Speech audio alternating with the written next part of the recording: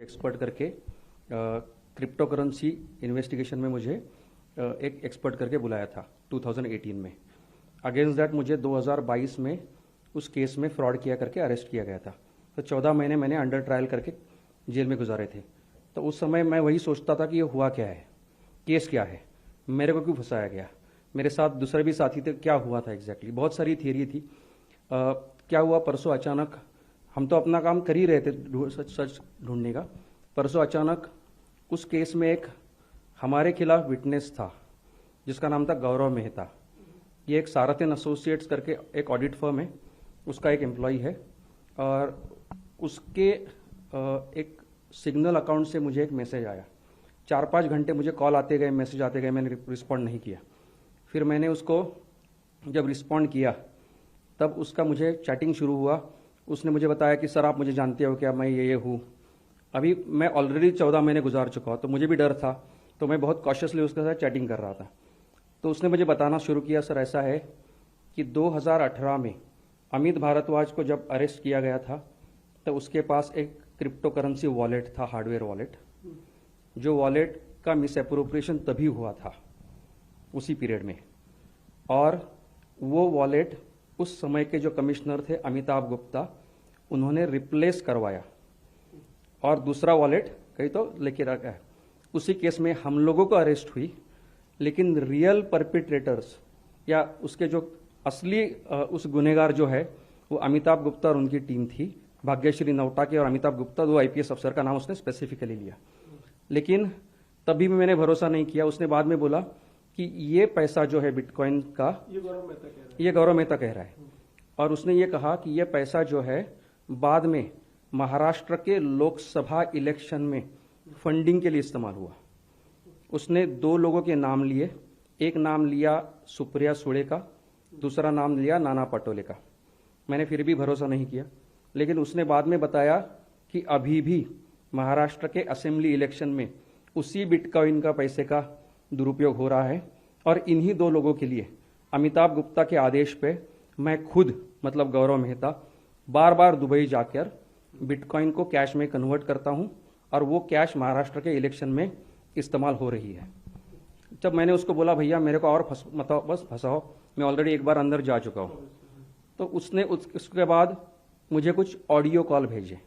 वो voice notes है, WhatsApp पे आई हुई, जो गौरव मेहता को आई हुई थी। तो उसमें सुप्रिया सुळे के 3 ऑडियो मैसेजेस है जिसमें वो क्लियरली बोलती हुई समझ में आ रहा है कि मुझे बिटकॉइन बेचो और मुझे कैश दे दो। उसमें एक जगह वो ये भी कहती है कि आप इंक्वायरी की भी चिंता मत करो, जब हम सरकार में आएंगे तब हम हैंडल करेंगे। हाँ, ये हुआ। फिर मैंने उसको पूछा कि ये कौन है, उसने खुद ही जवाब दिया कि ये सुप्रिया सुळे है। बाद में उसने और एक कॉल भेजा, जो वॉइस नोट अमिताभ गुप्ता ने उसको भेजी थी बताने के लिए कि मेरे ऊपर प्रेशर है। ये वॉइस नोट अमिताभ गुप्ता और नाना पटोले के बीच में है, जिसमें नाना पटोले कहते हैं कि अमिताभ अभी तक पैसा नहीं आया, क्या हुआ।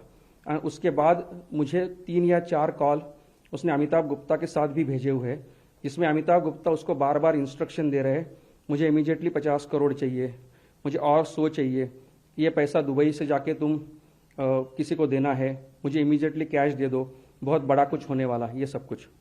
उसने साथ में एक ऑडियो कॉल भेजा जिसमें भाग्यश्री नौटाके उसको बता रही है, hell with this bitcoin case boss, मुझे अभी पैसा चाहिए, मैं फ्राइडे आ रही हूँ मुंबई। ये कौन बोल रहा था? ये भाग्यश्री नौटाके आईपीएस अफसर बोल रही है। ओके। अभी मुझे लगा कि ऐसा तो नहीं कोई प्रैंक किया जा रहा है, मेरे साथ कुछ हो रहा है। तो मैंने गौरव को पूछा कि तुम गौरव मुझे कुछ एविडेंस दे दो। तो उसने मुझे खुद का एक वॉइस नोट भेजा जो उसने अमिताभ गुप्ता को भेजा था, जिसमें वो कह रहा है कि बिटकॉइन केस की कोई चिंता करने की ज़रूरत नहीं है, हमने 4 वॉलेट बनाए हैं, पाटिल और घोड़े जो मेरे साथ दूसरा आरोपी था, उन दोनों के नाम पे, और उन दोनों के नाम पे, उस अकाउंट्स के नाम पे हम लोग ट्रांजैक्शन कर रहे हैं। तो इसके बाद कुछ भी इन्वेस्टिगेशन होता है तो पकड़े वो लोग जाएंगे, हमें कुछ नहीं होगा। वो इतना बोल रहा है।